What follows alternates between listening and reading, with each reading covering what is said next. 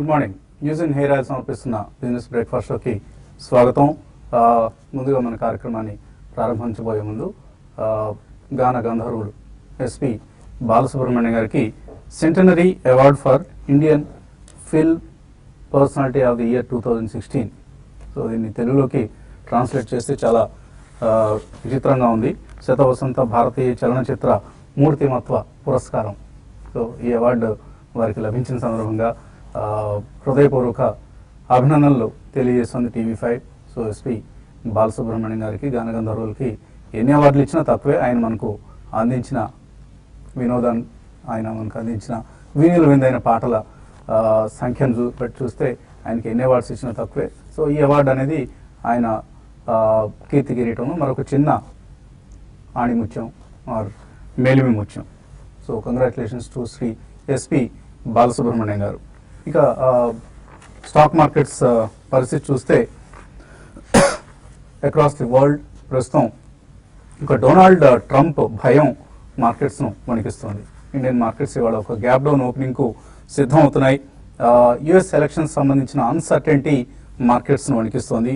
ఒకవేళ Donald Trump America అధ్యక్ష పదవిని అలంకరిస్తారా అన్న ఆందోళన, భయం మార్కెట్స్లో, గ్లోబల్ మార్కెట్స్లో అండ్ యుఎస్ మార్కెట్స్లో కూడా కనిపిస్తుంది. ఇన్ఫ్యాక్ట్ యుఎస్ ఫియర్ ఇండెక్స్, అక్కడ భయానికి కూడా ఒక ఇండెక్స్ ఉంది యుఎస్లో. సో అమెరికన్స్ ఒక విచిత్రమైన జాతి వాళ్ళు. సో వాళ్ళు భయానికి కూడా ఒక ఇండెక్స్ పెట్టుకొని ఆ ఇండెక్స్ పెరిగినప్పుడు అందరూ వణికిపోతూ ఉంటారు. ఆ ఇండెక్స్ తగ్గినప్పుడు అమ్మయ్య ఇప్పట్లో ఏమీ భయం లేదని ఊపిరి పీల్చుకుంటూ ఉంటారు. సో అటువంటి ఫియర్ ఇండెక్స్ నిన్న ఒకసారిగా పెరిగిపోయిందట. మనకి ఇక్కడ చలి పెరుగుతున్నట్లుగా అక్కడ ఫియర్ ఇండెక్స్ పెరుగుతోంది. సో వాళ్ళ ఈ ఫియర్ ఇండెక్స్ పెరగడం అమెరికన్స్ వెన్నును వణికిస్తోంది. అండ్ ట్రంప్ భయం ప్రస్తుతానికి గ్లోబల్ ఈక్విటీ మార్కెట్స్ను ఆవరించింది. ఎందుకంటే ట్రంప్ అనే వ్యక్తి అందరి దృష్టిలో కూడా, ఈవెన్ అమెరికన్స్ దృష్టిలో కూడా ఆయన ఒక చిత్త భ్రమణానికి గురైన వ్యక్తిలాగా కనిపిస్తూ ఉంటాడు. ఆయన ఇచ్చే స్టేట్మెంట్స్ చూసినా, ఆయన విధానాలు ఒక స్థిరత్వం లేకపోవడం, ఇటువంటి అంశాలన్నీ కూడా డొనాల్డ్ ట్రంప్ పట్ల ఒక విధమైన చీప్ ఇంప్రెషన్ని అందరిలో ఉంది. మరి అమెరికన్స్ ఎందుకు ఆయన పట్ల మొగ్గు చూపుతున్నారో, మళ్ళీ వాళ్ళ స్టాక్ మార్కెట్స్ని పతనం అయ్యేట్లు చేసుకుంటున్నారో మనకు అర్థం కాని విషయం. బట్ ఒక రాజకీయ అస్థిరత్వం ఏదైనా వస్తుందా? డొనాల్డ్ ట్రంప్ కనుక ప్రెసిడెంట్ అయితే ఫస్ట్ టైం వాళ్ళు ఒక ఇంపీచ్మెంట్ చేసి ఆయన పదవి నుంచి ఒక 6 నెలలను తొలగిస్తారా? ఇటువంటి చాలా చాలా అనుమానాలు, సందేహాలు అక్కడ కనిపిస్తూ ఉంటాయి మనకు. అండ్ పొలిటికల్ ఎక్స్పీరియన్స్, ఎటువంటి పొలిటికల్ ఎక్స్పీరియన్స్ లేదు. అలాగే చాలా వాలటైల్గా, మ్యావరిక్గా ఉంటుంది ఆయన పర్సనాలిటీ చూస్తే.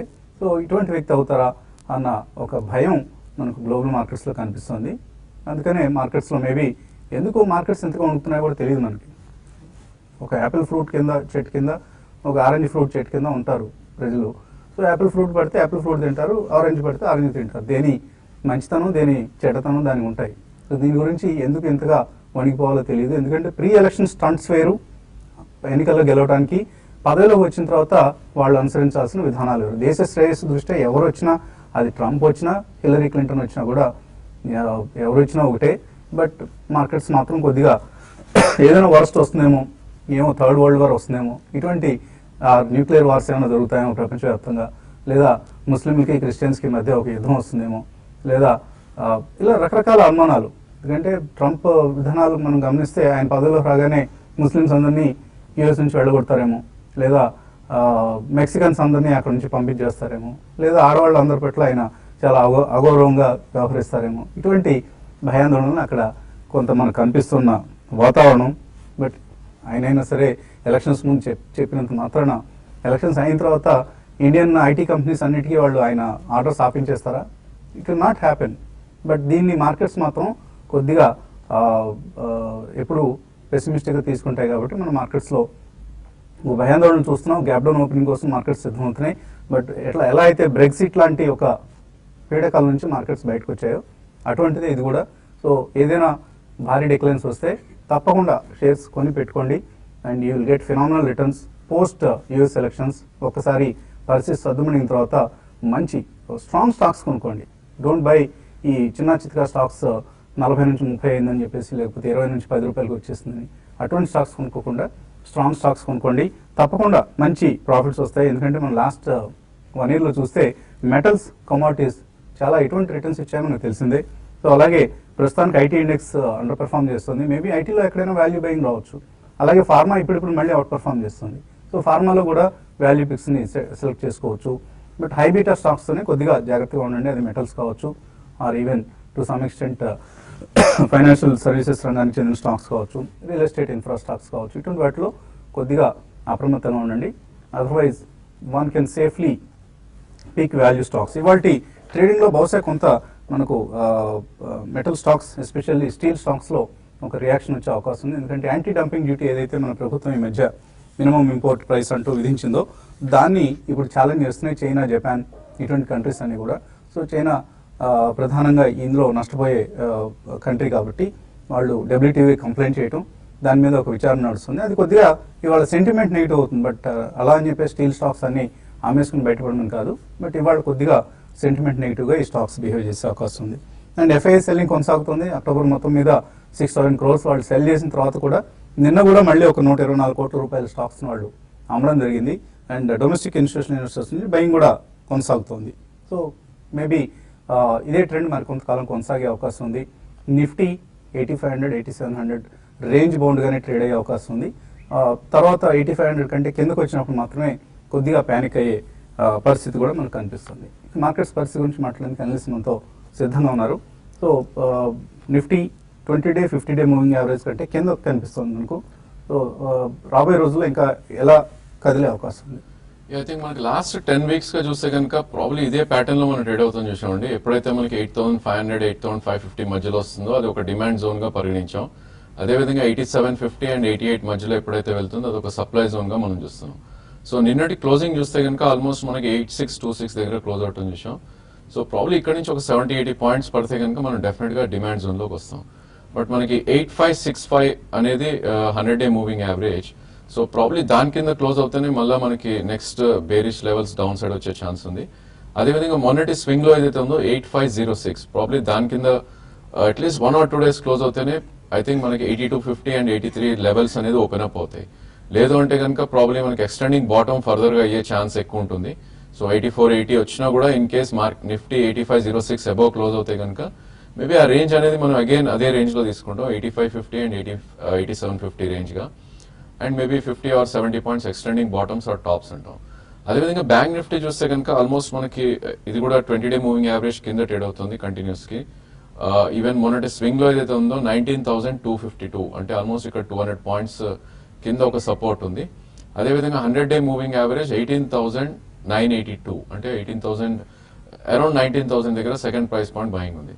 సో ఇన్ఫాక్ట్ బ్యాంక్ నిఫ్టీ కూడా ఇన్ఫాక్ట్ 18,824 కింద క్లోజ్ అయ్యేంత వరకు ప్రాబ్లీ బేరిష్ లేదని చెప్పొచ్చు. మేబీ ఇక్కడ నుంచి ఒక 200-250 పాయింట్స్ పడితే కనుక మళ్ళీ అది డిమాండ్ జోన్ లోకి వస్తుంది. ఐ థింక్ బ్రేక్ డౌన్స్ వచ్చే వరకు షార్ట్ పొజిషన్స్ అయితే క్రియేట్ చేసుకోకూడదు. Best strategies maybe by on dips కానీ ఇప్పుడు కూడా చెప్పొచ్చు. బట్ స్టాప్ లాసెస్ స్ట్రిక్ట్ గా పెట్టుకోవాలి. మేబీ నిఫ్టీలో 8460 అండ్ అదే విధంగా బ్యాంక్ నిఫ్టీలో 18,700. వరీ ఫ్యాక్టర్ ఏంటంటే మనకి నిఫ్టీ ఐటీ అనేది నిన్న మంచి బ్రేక్ డౌన్ రావటం చూసాం.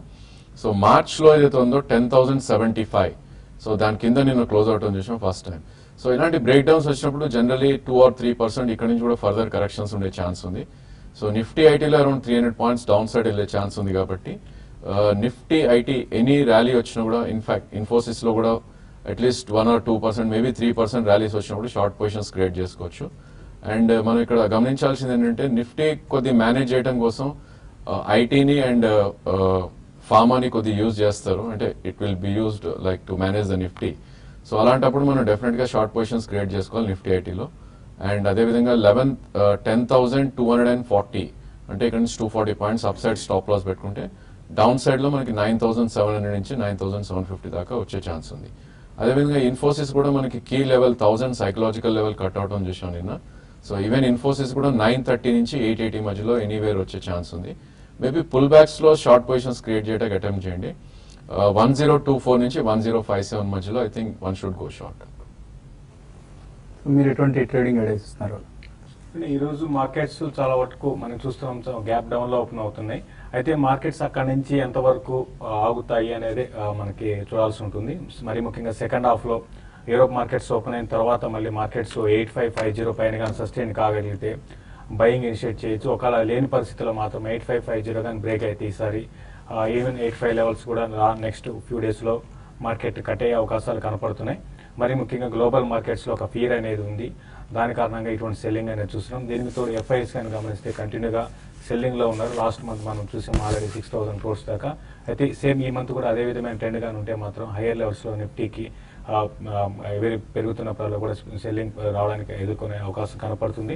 అయితే స్టాక్స్ విషయానికి వస్తే ఈరోజు ఇంట్రాడే విషయానికి వస్తే మాత్రం సెల్ అండ్ ర్యాలీస్ అని చెప్తాను. మరి ముఖ్యంగా గత కొన్ని రోజులుగా చెప్తాను హైబీటా స్టాక్స్ మాత్రం కొంచెం డౌన్ సైడ్ రియాక్ట్ అయ్యే అవకాశం ఉంది. లైక్ రిలయన్స్ ఇన్ఫ్రా ఒకటి, తర్వాత డిఎల్ఎఫ్ ఒకటి, దీన్ని కూడా ఎవరి ర్యాలీలో సెల్ చేయమంటాను. అదేవిధంగా బ్యాంకింగ్ స్టాక్స్ కూడా నిన్న కూడా చూసుకుంటే బ్యాంకింగ్ నిఫ్టీ కూడా మనకి హై నుంచి బాగా కరెక్ట్ అయింది. నిన్న దగ్గర ఒక హై నుంచి 100 points కరెక్ట్ అయింది. అయితే బ్యాంక్ నిఫ్టీ మళ్ళీ టువర్డ్స్ 19,200 ఆ లెవెల్కి టెస్ట్ చేసే అవకాశం కనపడుతుంది. కాబట్టి బ్యాంక్ నిఫ్టీని కూడా ర్యాలీస్లో సెల్ చేయమంటాను. టాటా స్టీల్ని కూడా నిన్న బాగా పెరిగిన స్టాకు, బట్ ఈరోజు కొంచెం సెంటిమెంట్ అనేది కొంత నెగిటివ్ ఉండడం కారణంగా టాటా స్టీల్, దీంతో పాటు మళ్ళీ టాటా గ్రూప్లో మళ్ళీ జరుగుతున్న గొడవలు ఇవన్నీ కూడా కొంచెం ఈ స్టాక్ మీద డౌన్ సైడ్ రావడానికి అవకాశం కనపడుతుంది. దాన్ని కూడా సెల్ చేయమంటాను. ఈవెన్ ఎస్బీఐని కూడా కరెంట్ అవర్స్లో సెల్ చేసుకోవచ్చు. ఓవరాల్గా నిఫ్టీ కానీ 8550 సపోర్ట్ బ్రేక్ అయితే మాత్రం కొంచెం సెల్లింగ్ ఎక్కువ కావడానికి అవకాశం ఉంది. అదేవిధంగా మిడ్ క్యాప్లో కూడా ప్రాఫిట్ బుకింగ్ అనేది రావచ్చు. కాబట్టి మిడ్ క్యాప్లో ఫ్రెష్ బయింగ్ చేయాలనుకునే వాళ్ళు మాత్రం కొంచెం వెయిట్ చేసి కూల్గా మార్కెట్లో కరెక్షన్ అయిపోయినాక బై చేసుకోమని సజెస్ట్ చేస్తాను. సో బాలు గారికి centenary award for Indian film personality of the year 2016 award వచ్చినట్లే నిన్న ఈజ్ ఆఫ్ డూయింగ్ బిజినెస్లో కూడా ఆంధ్రప్రదేశ్ తెలంగాణ రాష్ట్రాలకు రెండింటికి నెంబర్ 1 ర్యాంక్. గొడవ లేదు, ఇద్దరికి చరి సమానంగా మార్క్స్ వచ్చాయన్న ఉద్దేశంతో కేంద్ర ప్రభుత్వం ఇన్ఫ్యాక్ట్ వరల్డ్ బ్యాంక్ ఇచ్చిన ర్యాంకింగ్ ఇది. సో నెంబర్ 1 ర్యాంక్లో 2 తెలుగు రాష్ట్రాలు కలవటం నిలబడటం మనందరికీ గర్వకారణం. అయితే హైదరాబాద్లో మాత్రం ఈజ్ ఆఫ్ ట్రావెల్ అన్నది ఒకవేళ ర్యాంక్స్ కనుక ఇస్తే ఈజ్ ఆఫ్ ట్రావెల్లో హైదరాబాద్ 50th ర్యాంక్లోనూ 100th ర్యాంక్లోనూ ఉంటుంది. ఎందుకంటే చాలా దారుణమైన పరిస్థితుల్లో ఇక్కడి రోడ్స్ ఉన్నాయి, Hyderabad roads. So municipal administration department ఏం చేస్తుందో ఎవరికి అంతుపట్టదు. సో మినిస్టర్ గారేమో ఫారిన్ కంట్రీస్లో ఉంటే ఇక్కడ అఫీషియల్స్ ఏమో నిర్లక్ష్యం వ్యవహరిస్తూ హైదరాబాద్ రోడ్స్ని చాలా దయనీయమైన దుస్థితికి ఇన్ఫ్యాక్ట్ దిగజార్చారు. మేబీ రాబోయే రోజుల్లో కొద్దిగా మేల్కొని రోడ్స్ వేస్తే మళ్ళీ మనం ఈ నెంబర్ 1 ర్యాంక్కి న్యాయం చేసిన వాళ్ళు అవుతాం. లేకపోతే అందరూ ఇక్కడ నెంబర్ 1 ర్యాంక్ వచ్చింది కదా ఇండస్ట్రీస్ పెడదామని వస్తే ఇక్కడ రోడ్స్ చూసి మళ్ళీ వెనక్కి వెళ్ళిపోయే పరిస్థితి ఉంటుంది. సో అటువంటి పరిస్థితి రాకుండా కాపాడుకోవాలి మనం. కాలర్స్ అలాగే మెయిలర్స్ నుంచి మెయిల్స్ తీసుకునే ముందు చిన్న బ్రేక్ తీసుకున్నాం.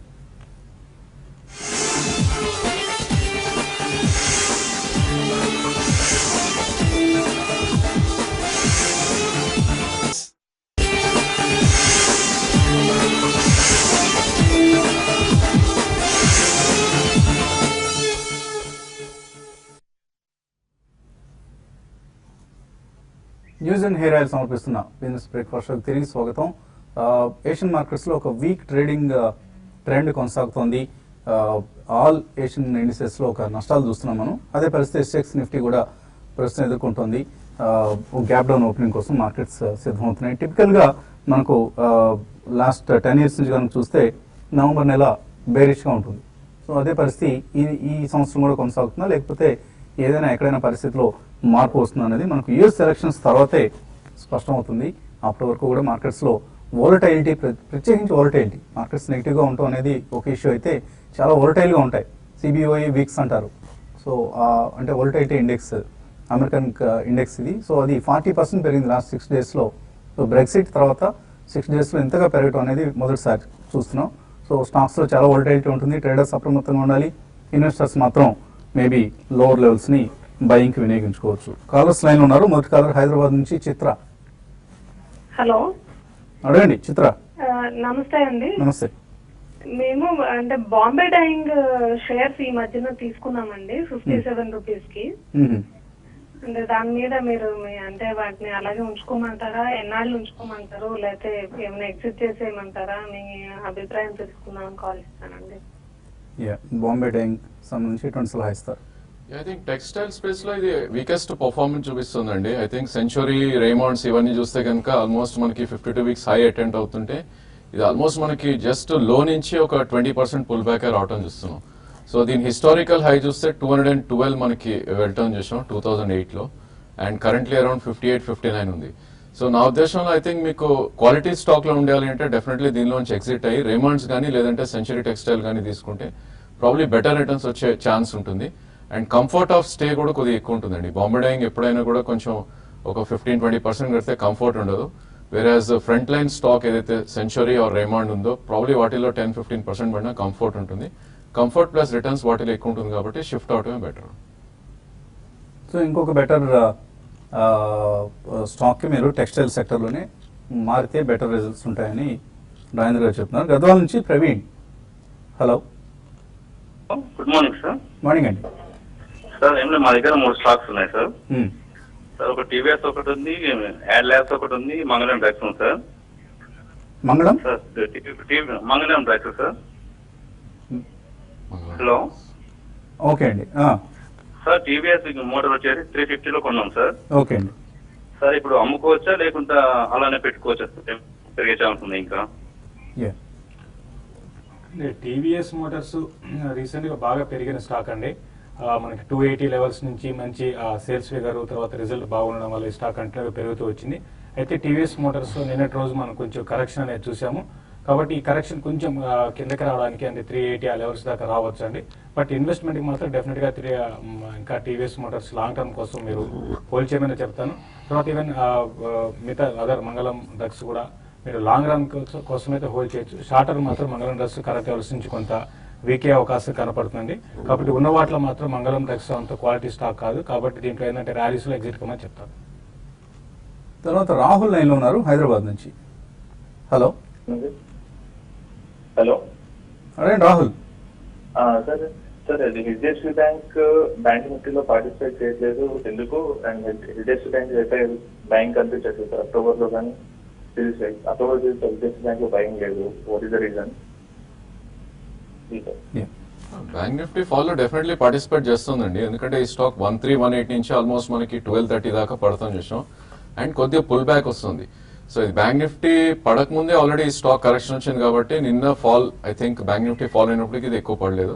బట్ వేరాస్ కపుల్ ఆఫ్ వీక్స్ గా చూస్తే కనుక ఆల్మోస్ట్ మన టాప్ నుంచి 100-120 పాయింట్స్ కరెక్ట్ అయింది. So I think quality stocks లో కరెక్షన్ ఎక్కువ ఉండదు. High beta and second hand stocks లో 15-20% ఉంటే ఫ్రంట్ లైన్ స్టాక్స్ లో మేబీ 5% or 7% కంటే ఎక్కువ కరెక్షన్ ఉండదు. సో దట్స్ ద రీజన్ అండి. In case bank Nifty further గా పడి అరౌండ్ 18,800 అలా వచ్చిందంటే ప్రాబ్లీ ఈ స్టాక్ కూడా బిలో 1200 నుంచి అరౌండ్ 1170 దాకా వచ్చే అవకాశం ఉంది. ఐ థింక్ డెఫినెట్లీ పార్టిసిపేట్ అయితే చేస్తుంది. తర్వాత కాలర్ తాడిపత్రి నుంచి Venkataramareddy. Hello, good morning sir. Vasanth sir. Morning అండి. అడగండి వెంకటరామ. సార్ మీ ప్రోగ్రామ్ మా డైలీ వాచ్ చేస్తుంటాం సార్ మేము. థ్యాంక్ యూ అండి. సార్ మీరు ఇప్పుడు మార్కెట్ నెగిటివ్ అంటున్నారు కదా, నా దగ్గర ర్యాలీస్ ఇండియాను ప్లస్ ఎస్టీసీ ఇండియా ఉన్నాయి సార్ స్టాక్స్. ర్యాలీస్ ఇండియా, ఇంకొకటి ఏదన్నారు? STC sir, state trading corporation of India. STC already 5-10% loss లో ఉన్నాయి. మార్కెట్ నెగిటివ్ అంటే ఇప్పుడు ఎగ్జిట్ అయిపోయి తర్వాత ఎంటర్ కావచ్చా లేదా ఇట్లా కంటిన్యూ అవ్వమంటారా?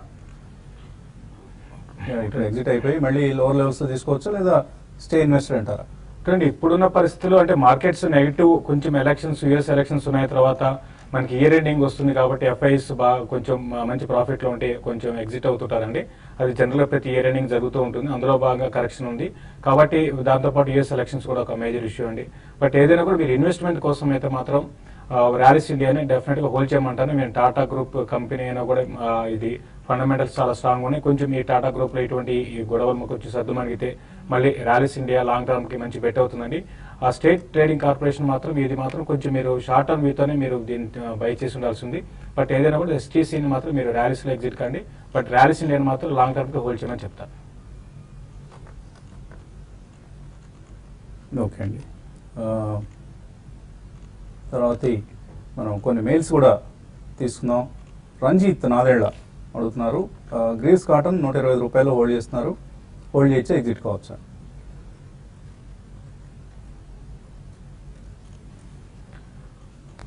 గ్రీవ్స్ కాటన్ అయితే ప్రస్తుతం ఇప్పుడు కొంచెం ఈ స్టాక్ లో కొంచెం కరెక్షన్ స్టార్ట్ అయిందండి. మీరు షార్టర్ వ్యూరా లాంగ్ రన్ తెలియదండి. బట్ రీసెంట్ గా చూసుకుంటే మనకి టెక్స్టైల్ స్టాక్స్ లో మంచి ర్యాలీ వచ్చింది. ప్రస్తుతం ఈ లెవెల్ ఇది ఆగడానికి అవకాశం ఉంది. ఇన్వెస్ట్మెంట్ కి అయితే హోల్డ్ చేయండి. షార్టర్ మాత్రం మీరు దీన్ని కూడా ర్యాలీస్ లో ఎగ్జిట్ కానీ ప్రయత్నించండి. ఓకే అండి. అలాగే ఒక మెయిలర్ కెల్టన్ టెక్ రిజల్ట్స్ గురించి కామెంట్ చేయమంటున్నారు. సో శ్రీధర్ అడుగుతున్నారు కెల్టాన్ టెక్ సంబంధించి రిజల్ట్స్ వచ్చాయి. So results on the face of it okay అనిపిస్తున్నాయి, బట్ మేనేజ్మెంట్ కార్పొరేట్ గవర్నెన్స్ ఇష్యూస్ని ఇంకా వాళ్ళు సరి చేసుకున్న పరిస్థితి కనపడుతుంది. ఎందుకంటే మనం కరెంట్ లయబిలిటీస్ కనుక చూస్తే షార్ట్ టర్మ్ బారోయింగ్స్ పెరిగాయి, ట్రేడ్ పేయబుల్స్ పెరిగాయి, and other current liabilities like short term provisions పెరిగాయి. ఇవన్నీ కూడా ఎందుకు పెరిగాయి అన్నది మనకి ఎక్కడ కూడా వాళ్ళ ఎక్స్ప్లెనేషన్లో మనకు స్పష్టంగా రాయలేదు. సో ఇవన్నీ కూడా కొంచెం కన్సర్న్స్ మనకి ఇప్పటికే ఉన్నాయి. So maybe management should come out and issue some clarifications. అవి వచ్చేంత వరకు కూడా ఈ రిజల్ట్స్ని మనం on the face of it తీసుకునేందుకు వీల్లేదు. So let's avoid Kelton tech solutions at any cost. Don't enter in to this company. Fresh investments అసలు చేయొద్దు. ఎవరికైనా ఉంటే ర్యాలీస్లో బయటపడిపోయే ప్రయత్నం చేయొచ్చు కెల్టన్ టెక్ సొల్యూషన్స్కి సంబంధించి. తర్వాత మెయిల్ సీతారాం అడుగుతున్నారు, ఎక్స్ప్రో ఇండియా ఈ కంపెనీ 1 year హోల్డ్ చేసే ఉద్దేశంతో ఇప్పుడు కొనుక్కోవచ్చా? EXPRO. I think 53-54 rupees current market price ఉందండి. సో ప్రాబ్లీ 1 year కి అయితే I think definitely you can by. ఎందుకంటే ఇది హిస్టారికల్ హై 2010లో 85 దాకా వెళ్ళటం చూసాం. సో నిన్ననే ఒక మంచి వాల్యూమ్ బ్రేక్అవుట్ రావడం చూసాం. సో యావరేజ్ వాల్యూమ్ ఇది 50,000 1 lakh అవుతే నేను ఆల్మోస్ట్ 5 lakhs ట్రేడ్ అయింది. సో ఇలాంటి వాల్యూమ్స్ అయినప్పుడు probably one big hand or maybe some institution entry అనేది మనకు తెలుస్తుంది.